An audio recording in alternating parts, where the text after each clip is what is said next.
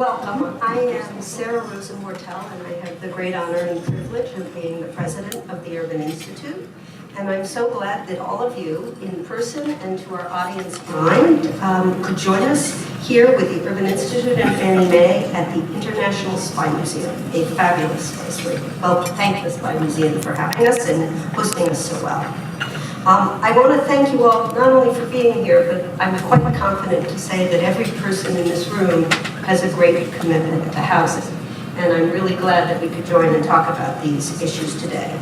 We are expecting in the program and in the audience over the course of the morning a number of our region's elected and appointed officials who are grappling with housing issues, and I want to say a special thanks to them for making the time to be with us. I've been a houser for 3 decades. But never before have I seen the level of concern that we have today about housing affordability and the potential of affordable housing to create opportunity for families or its lack to impede their progress. And I see a unique and growing understanding from the business community and government that getting housing right is key to a sustainable and inclusive growth, and letting it go wrong is bad for business and bad for communities. So today we've gathered local leaders and innovators from around the country, from communities facing a range of housing challenges, to compare notes, and for a cross-sector discussion between the advocates and providers, regional employers, developers, anchor institutions, and policymakers on how we can move forward. And it's easy to bemoan the problems that we're facing in so many different kinds of communities, but our focus today is not on the problem, but on the solutions. And I'm building a shared agenda of solutions for sustainably developing more housing, more affordably. I expect that this conversation today is going to hold your attention. And so I hope we'll all forget about email for a little while, but don't put down your phones, because instead we want you to join the conversation online, both those watching online and others, by sharing your thoughts and observations and reactions to comments you hear and like or don't like, and using social media. And if you tag them all with the hashtag #LiveAtUrban, then you'll be all tied into the same conversation. So at both the Urban Institute and at Fannie Mae, we've been paying more and more attention to the question of housing supply. Housing shortages in our communities are driving up costs and limiting access to places of opportunity and choking off growth. Here in the greater DC region, housing production has fallen far short of past performance and far short of the growing demand. And it leaves us with higher housing costs and fewer opportunities for people to live affordably in communities of opportunity, which we now know is especially important for the future economic mobility of the children growing up in families with low incomes and minorities. The long-standing wealth disparities between races here in our region are also hardening and exacerbated by high rents and barriers to affordable homeownership. The challenges associated with limited housing choice and affordability reflect a threat to this region's growth and economic prosperity for all of its citizens. And so I'm very proud of work by my colleagues at the Urban Institute, working closely with a group of large employers, governments in the region, and the region's housing groups to produce a comprehensive study of the region's housing challenges. But not only does it document the number of additional units that this region must produce and the affordability of those units that we need, it also offers a mix of policy solutions in 3 areas. First, in how do we preserve existing affordable units, especially those in opportunity-rich and revitalizing neighborhoods. Second, how do we produce more housing across the income spectrum and in communities throughout the region so that all jurisdictions contribute to and benefit from meeting everyone's housing needs. And finally, how do we protect both renters and homeowners from discrimination and displacement? And I am so pleased that our local leaders working through the Regional Council of Governments last week voted to adopt these targets, these production targets for the next 10 years for us here at home. But now the hard work begins. How do we build support for the policies that each of these jurisdictions must adopt to help produce the housing market that we need? And that's why this conversation today is so important, where we can learn from the best practices around the country and create momentum for the right set of policy solutions. And why we want to thank our partners at Fannie Mae for being a real thought leader on these questions and convening us here today. And so I'd like to introduce the leader of our thought leader partner, Fannie Mae CEO, Hugh Frater. Hugh started in his position of March of this year, but he's hardly new to this industry or to the company. And he's not, he was recruited out of retirement and come back and serve as Fannie Mae CEO, having served on its board. He has a deep background in commercial mortgage banking and is regarded as a commercial and multifamily expert. Among other things, he ran Berkadia Mortgage, a Berkshire Hathaway company, and has served on the MBA Board of Governors and chaired the Commercial Board of Governors. We are so glad he could join us here today and start us off. Thank you so much for being here, everyone.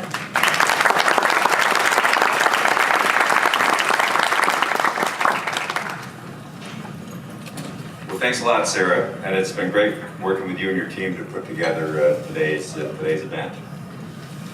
So our current affordable housing shortage is a national problem with largely local roots, which means there's no single or simple solution. The problem, though, is simple. When you have increasing demand for an asset without a corresponding supply response, what happens? Prices go up.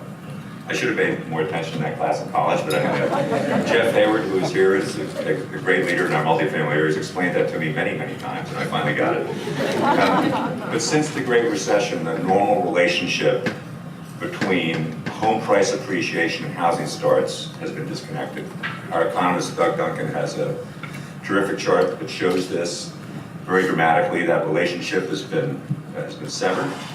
And what this means is that the large millennial generation that wants to consume housing, whether ownership or rental, can't find the affordable housing that they need.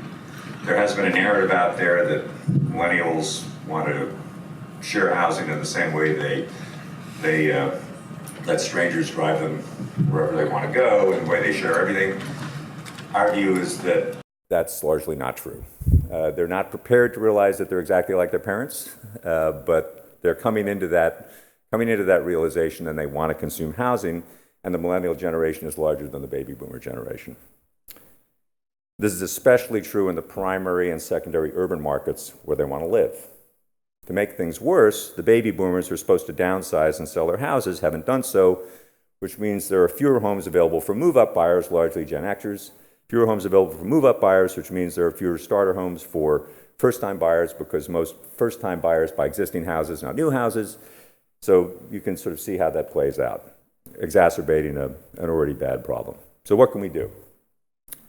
First, we need policy at the national and local level that encourages the private market to the maximum extent possible to meet the demand for housing for all segments of society.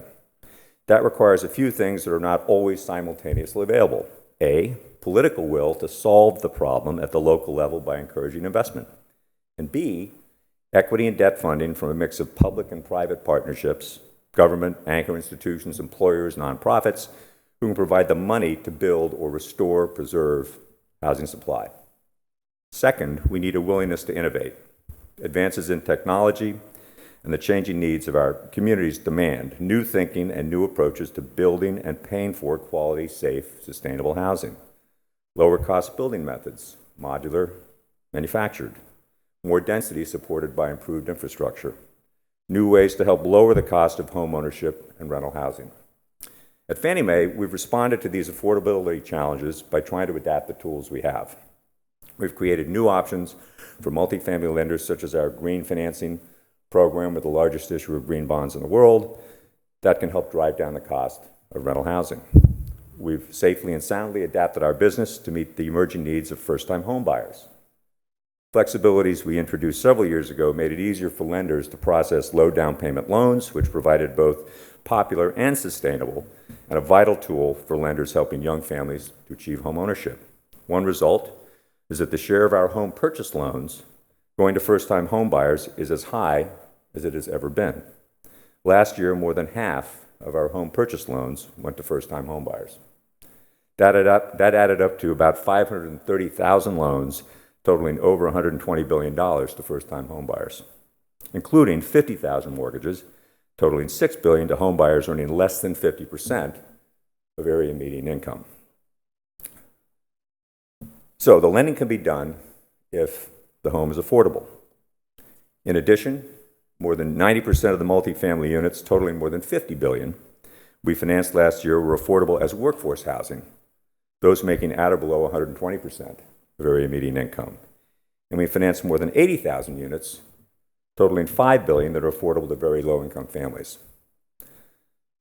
We're also working with fintechs to design better, faster, less expensive ways to build housing and to originate mortgages. We will be doing a lot of good if we can use technology to reduce the anxiety, complexity, time, and cost of buying a home, especially for low and moderate income families and first-time buyers. And finally, we've created our Sustainable Communities Initiative to encourage the ingredients that we believe lead to successful communities, such as healthcare, education, and jobs. But ultimately, Fannie Mae cannot solve our housing supply and affordability challenges alone, just as each of you can't do it alone, which is why we're here today. Fannie Mae doesn't directly affect housing supply, but many of you can. And many of you have unique insights into how to solve this problem.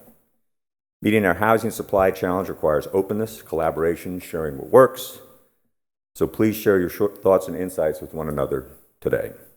So on behalf of Fannie Mae, I want to thank our audience and our speakers for participating in today's important discussion. Thank you again for coming. With that, I will turn it over to Ben Hecht, the CEO of Living Cities, who will introduce and moderate the morning's first panel, a timely discussion of the role of private sector institutions in local housing initiatives. Please welcome Ben to the stage. Thank you. Appreciate it. Good morning. Hello, hello. Hello. Good morning. It's a little dark in here, isn't it? Thank you all for coming. Luckily, they had us be the kickoff panel because it's an amazing panel. Living Cities, many of you may know, we're actually 28 years old, and we got our start in 1991 as the National Community Development Initiative. And we really helped to build the affordable housing industry in the U.S. And while there's a lot about the U.S. right now that is pretty troubling, the one somewhat bright spot is the attention that's being given to affordable housing, like Sarah said earlier. And that what you see, when I've traveled around the country, what I see is there's an incredible number of people who are aware of the issue, aware of the scale of the problem, and aware that if we continue to do things the same way, it's unlikely that we're going to make any kind of progress. And so one of the most exciting things about this change is that there's a lot of new players that are playing in affordable housing, in part because of the urgency. And they're showing up at a very local level to solve local problems. And so that's who we put together for this panel. They're both some traditional local institutions like Johns Hopkins. We think about, those of us who do this work locally think about anchor institutions. Eds and meds are often the traditional anchors, the folks who basically can't leave because they own so much real estate. And those are important anchors. But what you're going to see on this panel is there's an array of other folks who are considering themselves or acting like local anchors, and they're acting in very non-traditional ways in order to solve the problem. So that's what we're going to talk about. And we have a really exciting mix of folks to do that. So let me introduce them and have them come up. As I do that, let me start with Michelle Joando, because we were sitting next to each other. Michelle is the head of strategic engagement at Google. Many of you may have heard of them. They're a modest tech company based somewhere beyond the Mississippi. The other is the next is Daryl Shore. Daryl is the director of inclusive communities at Prudential Financial. So we're talking about a financial institution to go with the tech companies. The third is Al Jackson. Al Jackson is the Executive Vice President of Social Impact Investing for J.B. Smith Companies, and they're a large real estate owner, developer, and manager. And Alicia Wilson will be here from Hopkins, but since you all know about traditional anchors, we'll save her till she gets here. But she's going to talk about the extraordinary work that Hopkins has done. They're really probably the most impactful local anchor in the country, also Maryland's largest employer, if you didn't know that. And last but certainly not least, David Zuckerman, the Director of Healthcare Engagement at Democracy Collaborative. And David and Democracy Collaborative have been working with anchors for years and kind of have seen the patterns across the country of what they do. So that's our panel. Welcome to the first panel.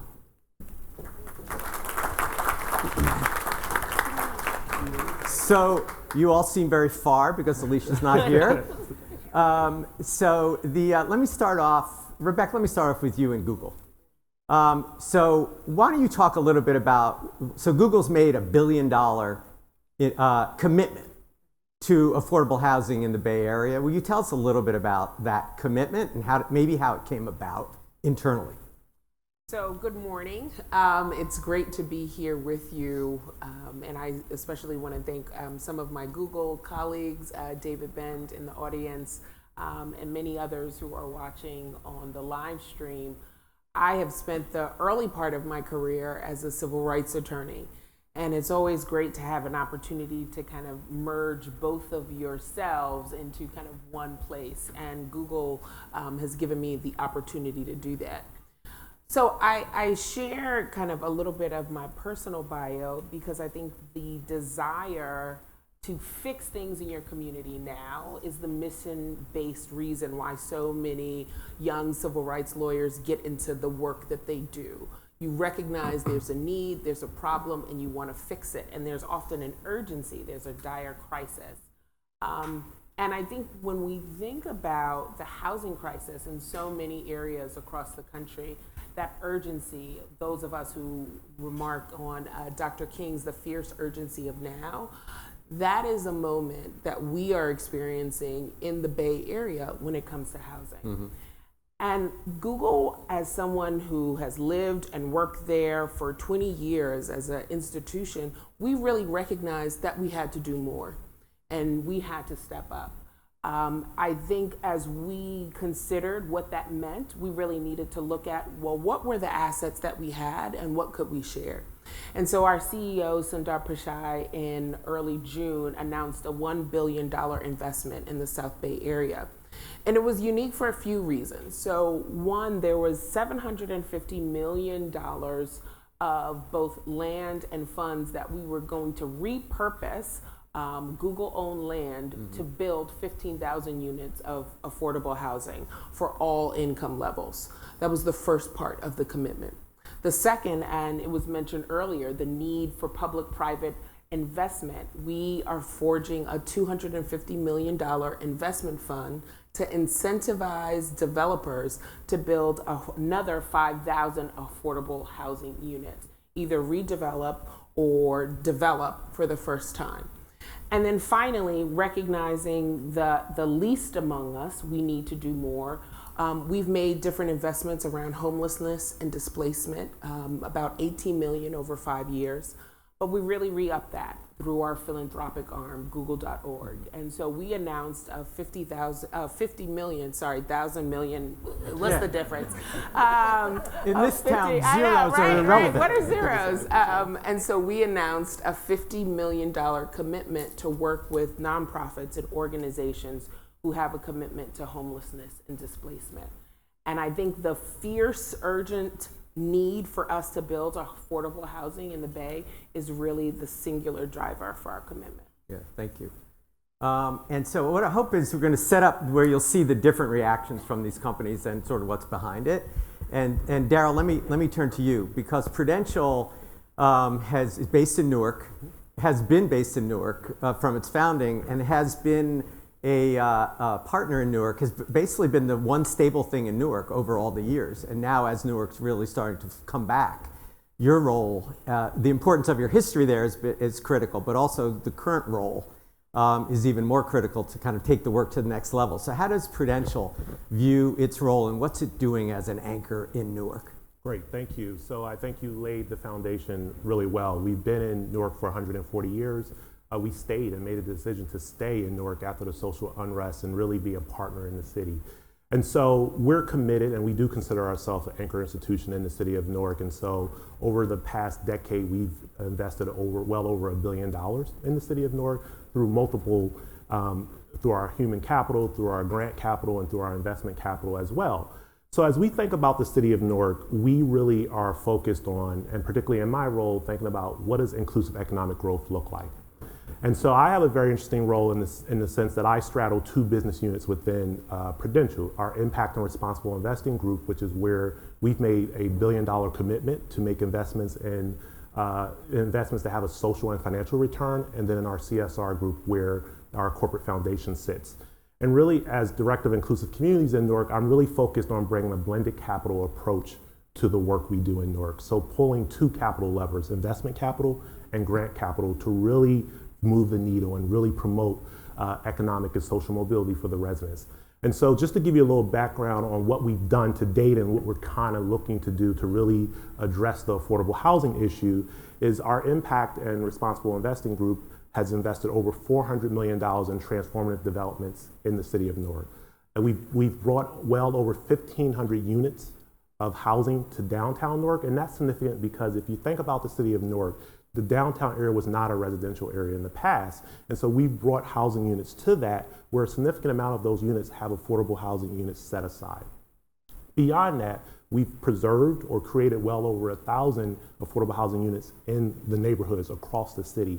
And that's very important because I think people would assume that the affordability issue is not one that Newark will have to deal with.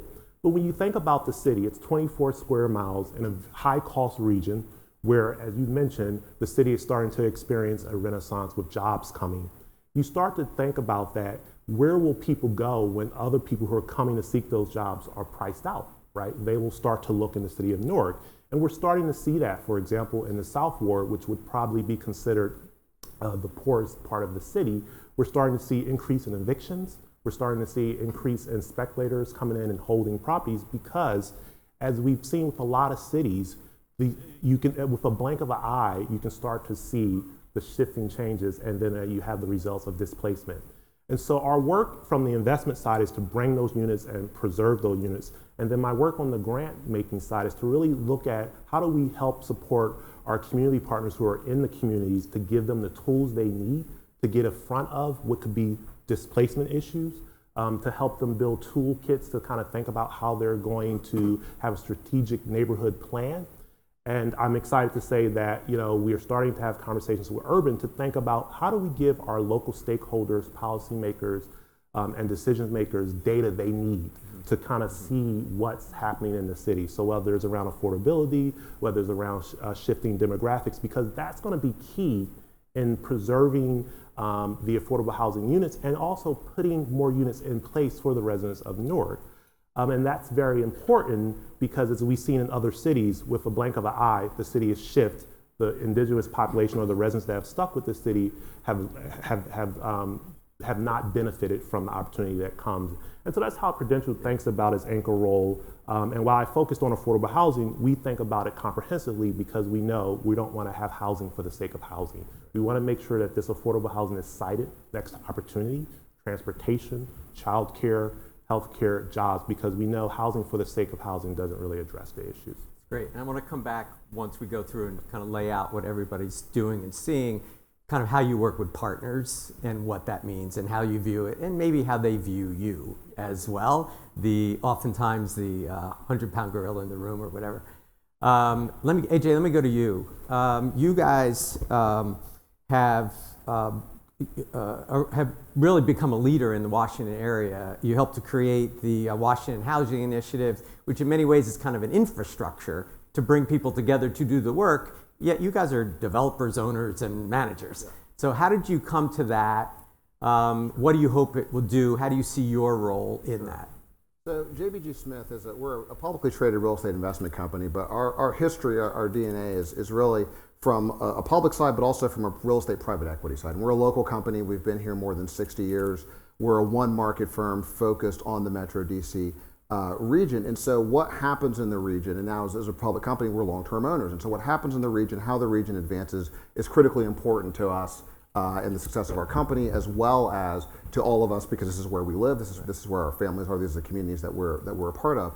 And we saw a couple of things going on, and one of the things that we saw was that there was a group of people in the marketplace who seemed to be well-employed, good incomes, and we couldn't house them. We're in the real estate business, and we couldn't figure out how to house them. So 5 years ago, actually, we held a symposium, 6 years ago, I guess now, back at the company, looking at what is this? Is this a planning issue, a financing issue? What are the barriers? And as we were sort of unnoodling that problem over the next several years, what we also came to realize more and more is that housing is critical infrastructure. It's as important as education and transportation for the region's long-term growth and health.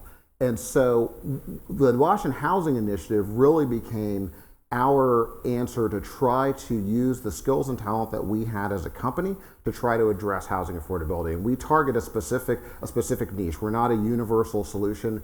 We can't be a universal solution, and we do things, as others have talked about on the corporate philanthropic side, with traditional low-income housing providers and nonprofit partners supporting traditional low-income housing. But what we saw was a couple of things, that there was, again, this critical group earning largely too much to qualify for any sort of public assistance, inadequate though it may be, but not enough to be well housed or well located in the marketplace. And so we call it this missing middle gap or this workforce gap. But you think about it in AMI terms, as this audience probably does, somewhere between 60 and 120% of AMI. And around here, that's, call it $50,000 to $125,000 of income today. So that group was really kind of being squeezed and left out. That group, though, was critical for the continued growth and vibrancy of the city, and critical for major employers, critical for all of our tenants. So could we address those? We thought there was an economic model where we could raise capital to provide housing for that group in a way that could provide a return to an investor, but also serve a social purpose. That's harder to do in the traditional low-income space, just because the incomes are so low. For the rents to be affordable, you need direct subsidy, and it's hard to return any capital to investors. So we saw that missing group. We then thought about, how can we raise capital in a way that's scalable and sustainable? So what are the deep pools of institutional capital that we can target using our experience as a real estate private equity company historically to raise institutional funds? And so we created a structure in something that's a part of the housing initiative called the Impact Pool that raises capital from financial institutions, high net worth individuals, and foundations, essentially as investment capital that goes into helping preserve housing affordability. The other critical thing that we realized is that it was half as expensive to buy existing units and preserve them as it was to build new ones in this market, and that we couldn't come up with twice the subsidy. Right. So there's not a market-based model that we find to produce new missing middle housing in that segment. So we focused on preservation. We also saw critically in this region, I'll take Arlington County. I know so you'll have some speakers from there later. They've lost 90% of their naturally affordable units. So preservation was a real need. So again, using that private capital, and then the sort of the collaborative piece of it, working with the Federal City Council, which is a local civic organization. We launched the new nonprofit entity called the Washington Housing Conservancy. And that nonprofit entity actually owns the housing and also coordinates services for residents and works with other nonprofits. And it was important for us to separate the financial from the ownership, our investment side from the actual ownership of the real estate, to try to resolve conflict between the social mission and the financial mission. So that's the structure we've created. What we're trying to do is again demonstrate a model that raises institutional capital so that you can bring large amount of capital at scale to this issue, because in our view that's really how you move the needle, and so that's what we're about. And how much have you raised to date? Good question.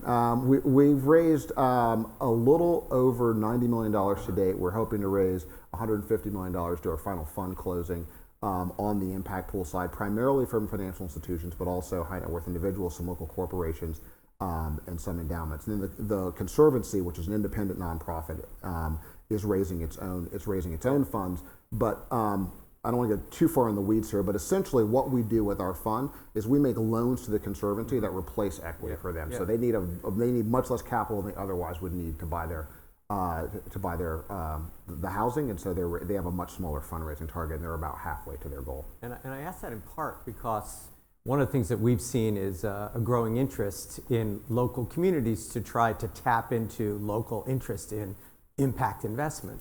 and the idea of building these local funds to attract local money for local good. Are you seeing most of the money coming from local? No, most of our money to date is from large financial institutions. So when we wanted to go, we like to do things at scale, not at Google scale, but at scale. So we were saying, where are deep pools of capital that are replicable that we can attract? And so we deliberately structured the investment to be CRA qualifying. And so we've attracted a lot of national financial institutions. We also deliberately went to those institutions first because, as anyone who's dealt with a national financial institution knows, they're pretty rigorous in their underwriting. And so we thought if we could attract, JP Morgan Chase as an investor, Wells Fargo, Bank of America, Merrill Lynch, we could attract banks like that as investors. That underwriting would help to validate the model for others. Sure. Makes a lot of and sense. so that's where we've gone. That's excellent. Thank you. David, let me go to you. The Democracy Collaborative, maybe take a minute and just tell everybody what it is, just to be sure. But I've been following them for years, and they've really been promoting and supporting anchors, broadly defined, to be more aggressive and productive partners in communities. What have you seen about how that has been evolving or changing when you look across the work of the collaborative in cities? Sure. So last month, CEOs and senior leaders from the largest private employer in California, Oregon, Alaska, New York, New Jersey, Massachusetts, Wisconsin, New Hampshire, and I'm sure I'm forgetting some, gathered in a room in one of the lowest income neighborhoods in Chicago to discuss what is their role in creating inclusive local economies. What they all had in common was that they were health systems. And in that room were also health systems from 30 other states that maybe weren't the top employer in that state, but were among the top 10 largest. And they were all part of what is called the Healthcare Anchor Network. I serve as the director of the Healthcare Anchor Network, which is a national collaboration of now 45 health systems that are dedicated to thinking about how they can improve community health and well-being by building more inclusive and sustainable local economies. The Healthcare Anchor Network is the backbone for that organization is the Democracy Collaborative. And at the Democracy Collaborative, we've been a leader in looking at the innovations in community economic development that anchor institutions can advance. And for us, it's really important to look at the nonprofit and public anchor institutions because we believe that there is an opportunity to go beyond traditional corporate social responsibility and embed this framework of how health systems, universities, local governments, place-based foundations can leverage their resources more powerfully and to address issues of inequities within their communities. This has been something that health systems have a unique focus on because they're increasingly understanding that community health and well-being, in order to actually achieve that, they're understanding the root causes of it, which really come down to economic inequities and racial disparities. And as they start to understand that, I think there's a real opportunity to have them, as we talk about issues of affordable housing and other issues within communities, to keep the focus on equity, to keep the focus on the models that will actually ensure that we address the disparities that we see. So I just wanted to focus on 3 opportunities that we're seeing as we work with the 45 health systems in the network, and of course hope to expand this across the healthcare sector. But just as one of them is to think differently about the assets they have. So we talked a little bit about impact investing here. So most health systems, they understand grants, they understand they can use discretionary dollars differently, but health systems nationally hold over $500 billion in unrestricted assets. You combine that with universities, welcome, and then you add in place-based foundations, both conversion health foundations and community foundations, foundations that have to invest within a specific geography. You're looking at over $1 trillion in assets. Almost all of that is invested in traditional stocks and bonds. Even bringing home a small portion of that within a local community can have a powerful impact on beginning to address the capital flows that are really needed to get some of these projects off the ground. One example of that is Dignity Health, now Common Spirit, who's been doing this for 20 years, but we're seeing increasing interest in this area across the systems in our network. Kaiser Permanente notably announced a $200 million commitment. And later this year, we hope the Healthcare Anchor Network will have a broader, really important announcement around impact investment from health systems within our network. So we're really excited to have that happen and helping them understand that they have these assets and how they can be combined, again, with universities and place-based foundations, over $1 trillion in assets. The other is around keeping the focus on ownership.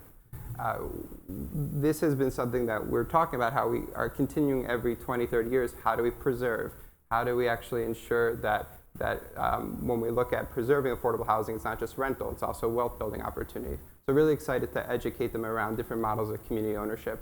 One of the innovative examples of this is Bon Secours in Richmond, Virginia, who became the first health system to bridge impact investing with grant funding to create a community land trust in the East End, understanding how gentrification was beginning to impact that part of the community. The city then later that year made that community land trust the city land bank. So that's the first place in the country we're linking a city land bank to a community land trust, health system involvement, strong community input to really ensure that we have a model for permanent affordable housing. And then I think the last area that we're really working with our health systems to help educate them on their role is around how they can use their voice. And it's really important that all of us are up here talking about the role of the private sector in addressing affordable housing and private employers and public employers too. They need to be at the table, but we should also recognize that this is really a failure of public policy that we're having this discussion. And we need to look at that both at the local level and at the federal level. At the local level, I think in the handout, there was a conversation around how Minneapolis has moved to move beyond single-family zoning, which is, if we look at the history of that, right, it comes out of redlining. So how can our institutions have a different voice in their local communities to help pass some of those policies that might be more challenging to get across? And then at the federal level, we're educating them around really the inadequate level of funding for affordable housing production in this country. We heard how the issue really is supply. And there's two programs, low-income housing tax credits, which has been weakened with the tax bill changes, and then there's also home program, and which is really only the only flexible funding from the federal level. And educating our health systems, they're now stepping up to meet with their congressional members to tell them how they need to increase funding for those programs. And that is something that we can all do that doesn't take our political capital if we all use our voices together as health systems, universities, and the public sector to push for increased funding at the federal level for affordable housing. I think it's a really important point. It's not just about capital. Right. I mean, about financial capital, but human social capital can actually make a huge difference locally and federally, state and federal. Alicia, welcome. Thank you. Alicia Wilson, Vice President for Economic Development at Johns Hopkins. We've been talking about the different types of evolving roles of local institutions to become anchors. Yeah. I set this up because you weren't here to say that Hopkins is maybe the most effective anchor in cities around the country, has been at it for such a long time. And we have different types of financial institutions, tech companies, real estate developers, and owners as kind of evolving anchors. You guys are more traditional eds and med anchors. So would you tell us a bit about how Hopkins views its role and what it's been doing around affordable housing?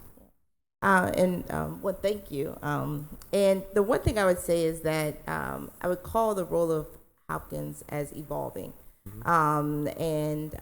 Really, there are certain demarcations in time that I think were great triggers for how Hopkins viewed itself as an anchor institution within Baltimore. And it's important to distinguish the hospital from the university, although they have a shared destiny and really shared brand within Baltimore, which I think is important to recognize. I think a couple of things that we see Hopkins doing in Baltimore, I think reflective of its evolution of its thoughts about who is it within the city of Baltimore.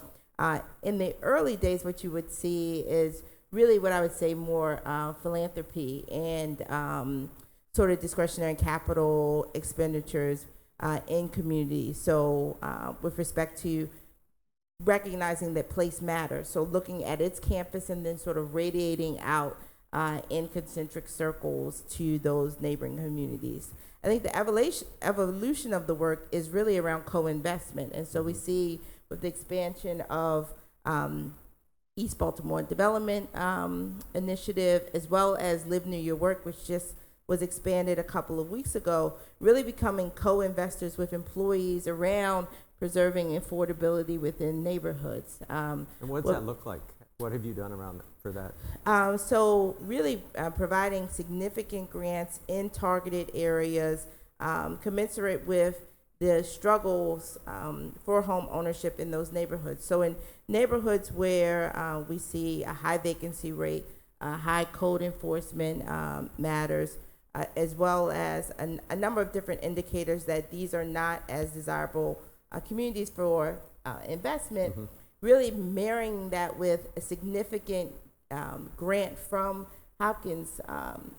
It's significant, meaning $36,000 in a place where a home may cost $70,000. Right. Really being able to layer on that sort of co-investment with the homeowner, allowing for employees of different wage earning potential, being able to access home ownership, but also having a significant start in being able to really afford those homes. Sure.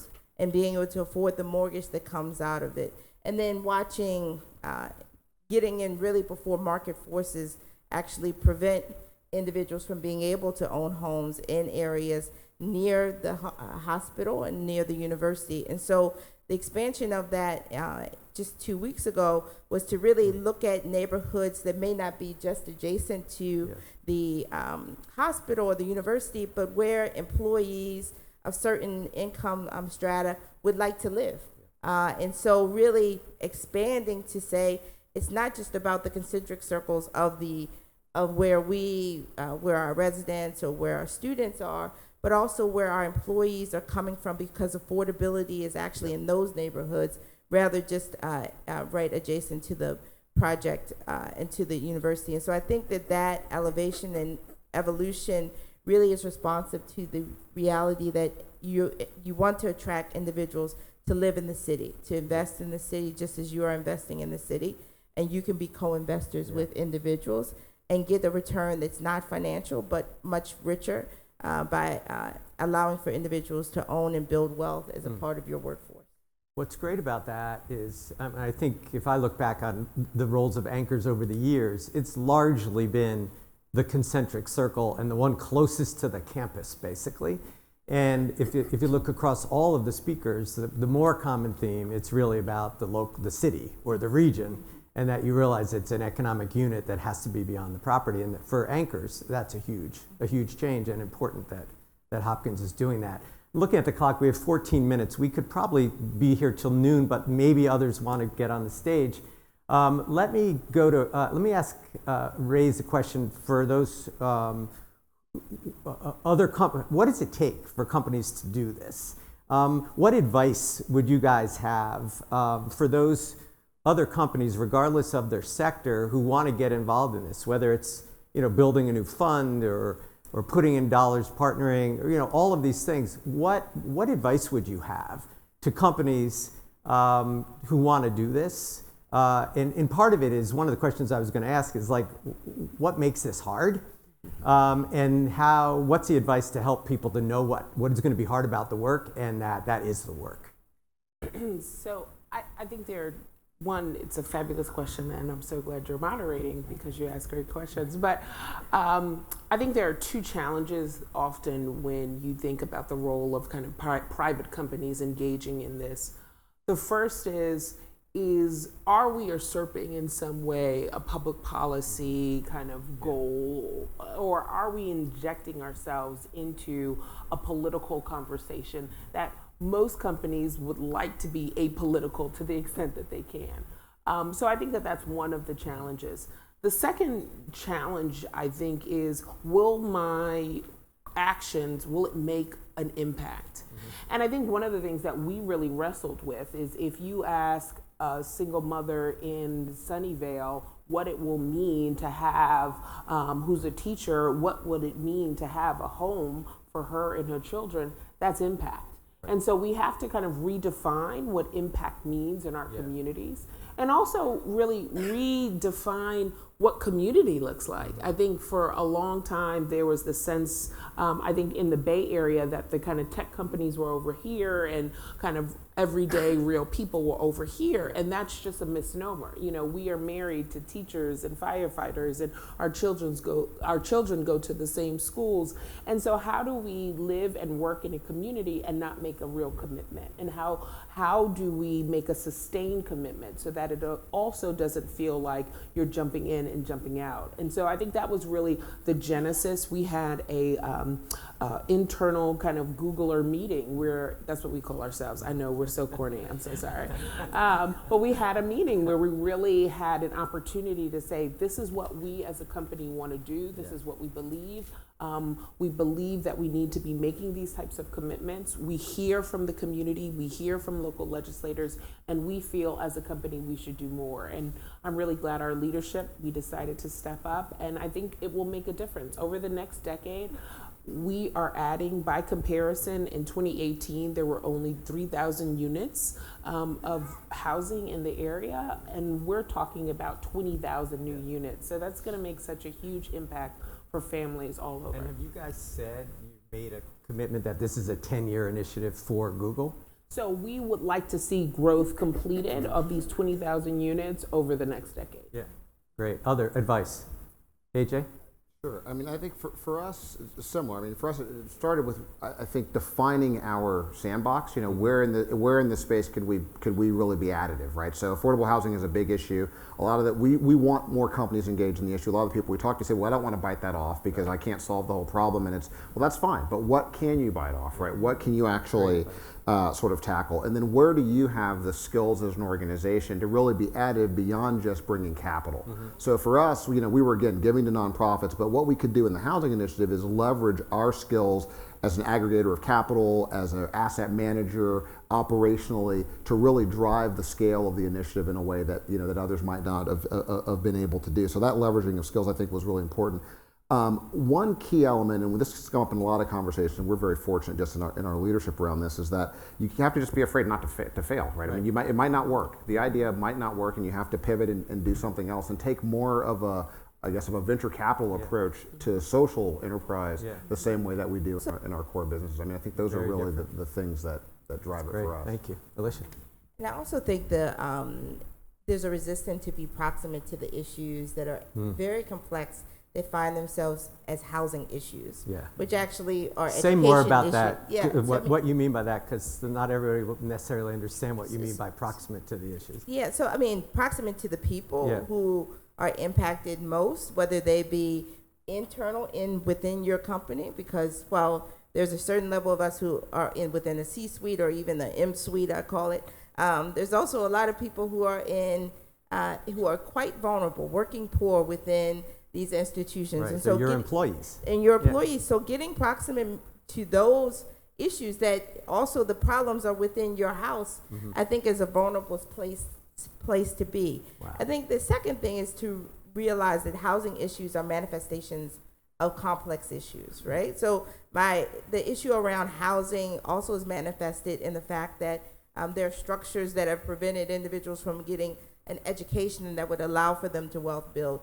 Also structures that prevent wealth building specifically. And so I think the complexity, although are less complex than the issues that we deal with trying to get into China or into India, get our products into the hands of consumers. We're dealing with much more complex issues, and I think it also requires collaboration, which we typically aren't used to doing. So I think all of those things are barriers to entry in the market, but I think that the reward is so much greater if you dip your toe in. There's actually no risk. There is a cost for the status quo, and that's usually higher than doing something. Yeah. So the status quo cost is greatly. Yeah.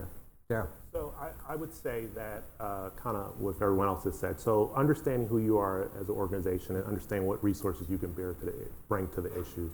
And so that's, I think, the first part is just really understanding what can we bring. The challenges are large, but we can't address all of And them. I love the fact that you guys look across your whole enterprise, Yeah. which I think is really good Yeah. advice. Don't just look at the grants or don't. Right. And that's why I love my job. And then the other piece, I think, is understanding that there needs to be a systems change. And then we have to support organizations that are going to help move the needle around system change, right? Because to your point, that's really where it starts. And then I think the other thing is we can't do it alone. And so we're part of the Newark Anchor Collaborative, which is 7 to 8 other anchors who sit around a table, and we try to use all of our assets to pull in the same direction to move the needle, right? And so there's this giving up of ego and saying that we really need to do this in a collaborative manner. We really need to try to pull all our resources in the same direction to address that. And the last thing I will say is that, you heard me mention the data piece, which is very important. But I think sometimes the data piece, why I feel is important to inform the stakeholders who are going to make the policy decisions, we miss a piece, which is how do we get data from the community? So how I look at data kind of in this elitist way, I tend to have to remind myself that we really are trying to change in the communities. And so what's important to someone living in that community may not be reflected in that data. And so always pushing our data partners to make sure that they're engaging at that level. I think all of those connect to what makes health systems so part of this equation. I mean, obviously the choices that large employers make have significant impacts on their communities, and the choices they choose not to make also have significant impacts. And I think at the end of the day, this is about how can we be more intentional with the resources we have, be more open-minded to the assets that we can leverage. And going back to our opening remarks around the millennial generation, that's something they're looking for in their employers, that level of intentionality with the power and resources that their employers have. I think we shouldn't overlook that this needs to be someone's job. It needs to be someone's job to not only be able to engage partners in this hard work, but also be able to look across the institution's assets, to think about the connectivity. That's one of the innovations that we're seeing the health systems in our network. They're creating new interdisciplinary tables within their organization to think about how they can leverage HR, supply chain, investment, government relations, et cetera. And the health systems have not always the best relationship with their communities, but they're beginning to work on repairing what has been, along with many other large employers, really negative relations with low-income and communities of color in this country. And they have the data, though, around where communities are most in need, and a number of them are beginning to have much more authentic community engagement, to hear from communities about their needs and be responsive to supporting them. So I think that those are all really important pieces to helping get institutions engaged. And then lastly, there's no business in America that's not negatively impacted by the affordable housing crisis. It drives up costs, it stresses employees. There are so many issues related to it, and it's really a solution that the business community needs to come around to. So we have a few minutes left. I want to pivot us a little bit, because I was thinking of the themes that have kind of come up here. Sarah talked about communities of opportunities and the research that shows how important where kids grow up matters. Jerry talked about data, huge trend about disaggregating data by race and income and the like. Talked about being proximate to the people. In the partnerships that you are working in, what has been the role of race and where does it sit in these conversations?